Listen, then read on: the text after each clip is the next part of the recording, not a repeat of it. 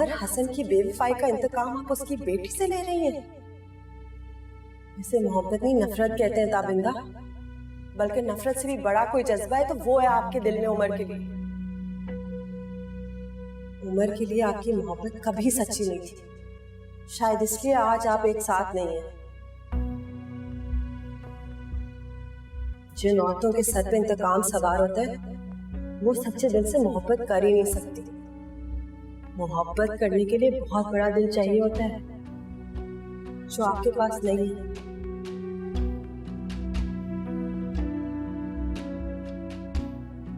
बस एक बात मेरी याद रखना ताबिंदा, नफरत का खेल जो आपने शुरू किया है नुकसान सिर्फ आपका होगा।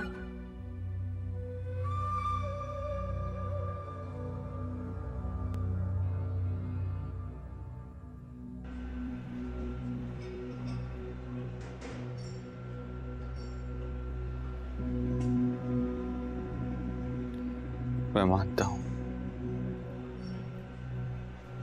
आपकी बेटी के साथ मैंने बहुत ज्यादती की है।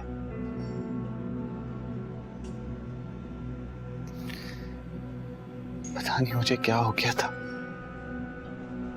दौलत के पीछे अंधा हो गया था मैं।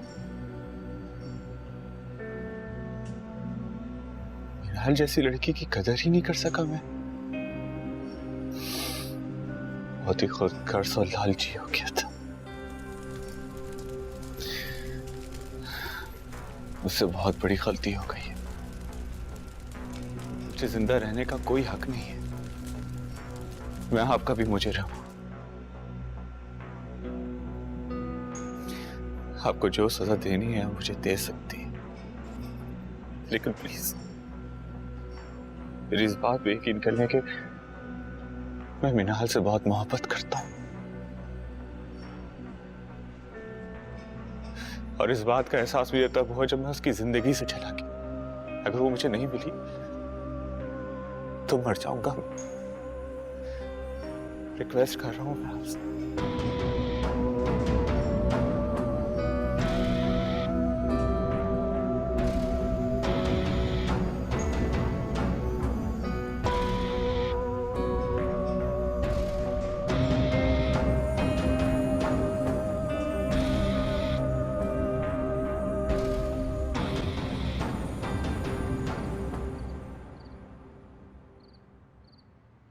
अरे मरता है तो मरे, जान छोड़े हमारी बच्ची की। और मुझे तो तुम पे हैरत हो रही है भाई कि तुमने कैसे उसको माफ कर दिया। अगर ये बात सागर सुनेगा ना तो वो तुम पे नाराज होगा। दुनिया इधर की उधर हो जाए वो कभी माफ नहीं करेगा। और मिनाल तो जीते जी मर जाएगी। मैं जानती हूँ ये आसान फैसला नहीं है। उस जैसे शख्स पर दोबारा एतबार करना बहुत मुश्किल काम है, लेकिन फिर मैं मिनाल के मुस्तकबिल के बारे में सोचती हूँ तो। लेकिन तुम्हें मिनाल के मुस्तकबिल की फिक्र करने की जरूरत नहीं है। और माशाल्लाह मिनाल कोई मामूली लड़की नहीं है। अरे तलाक के बाद उसके इतने अच्छे रिश्ते आएंगे कि तुम देखते रहना। मैं बहुत अच्छी तरह जानती हूँ उसे। वो किसी और से शादी करके कभी भी खुश नहीं रह सकेगी। मैंने तो कॉम्प्रोमाइज करके जैसे तैसे अपनी जिंदगी गुजार ली, लेकिन मैं मिनाल के साथ ऐसा नहीं होने दूंगी। उसका पूरा हक है अपने हिस्से की खुशियों पर, और ये खुशियां मैं उसे दिलवाऊंगी हर कीमत पर, चाहे कुछ भी हो जाए। हेलो जी, आकर आइए उसकी मरहम पट्टी। हाँ ओके। फिर वही बात।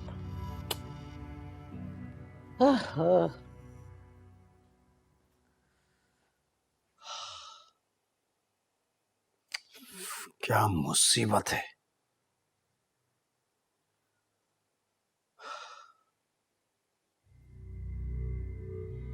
कब से फोन कर रहा हूँ, फोन क्यों नहीं उठा रही थी? क्या बात है, इतना परेशान क्यों लग रहे हैं? और ये कामरान की किडनैपिंग का क्या चक्कर है? उसकी माँ का फोन आया था, बहुत परेशान लग रही थी। तुम्हें अभी अंदाजा ही नहीं है किसी बात का। तुम सारी बातें छोड़ो, तुम अपनी खैर मनाओ, सामान समेटो और निकलो यहाँ से। अगर कामरान साहब ने ताबिंदा को बता दिया ना कि तुम इस सारे मामले में मिली हुई थी उसके साथ, तो तुम सोच भी नहीं सकती कि तुम्हारा क्या असर होगा।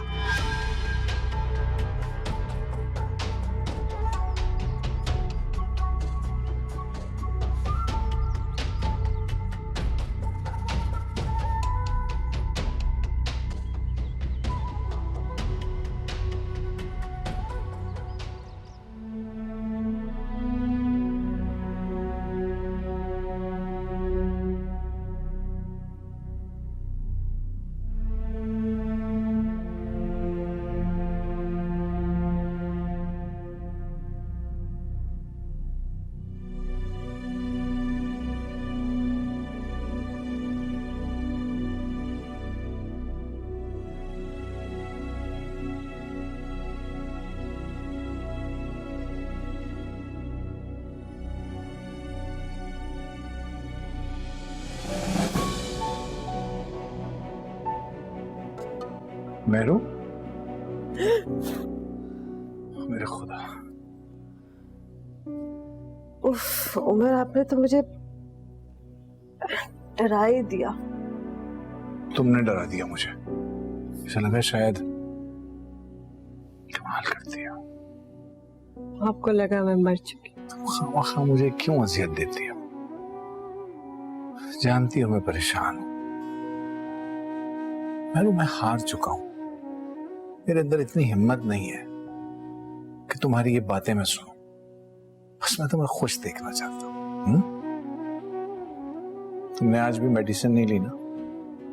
अम्मा बता रही थी तुमने खाना भी ठीक से नहीं खाया। तो यार ऐसे करोगी तो दवा इसलिए नहीं खाई,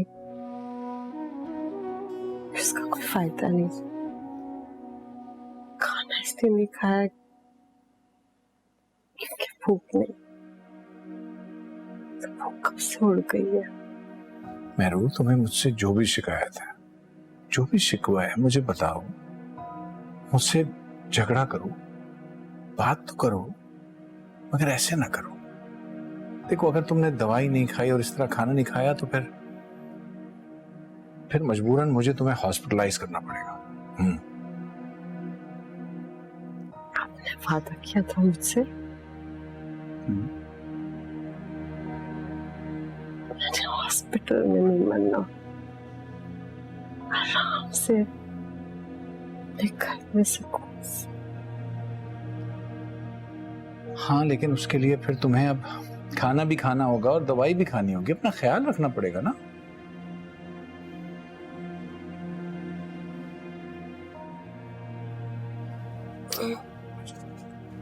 आ जाओ आराम से।